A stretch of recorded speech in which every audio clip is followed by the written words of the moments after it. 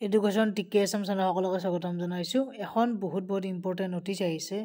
এই নটিচখনৰ নামেই হৈছে এক্সটেনশ্যন অফ ডেট আৰু this is for general information to the additional contractual teacher working in different government provincialised secondary schools date the date of receiving online application in the official website.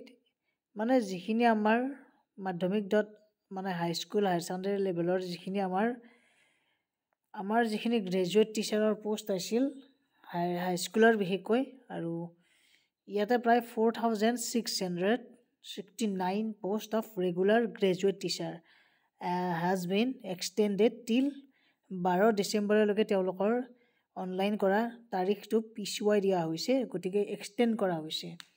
গতিকে সেইসকললৈ বহুত ভাল খবৰ, কাৰণ তেওঁলোকে অতি সোনকালে যিহেতু বহুত কম দিন 6 দিনমান সময় দিছিল, কিন্তু এতিয়া আকৌ বঢ়াই দিয়া হ'ল 12 তাৰিখলৈকে।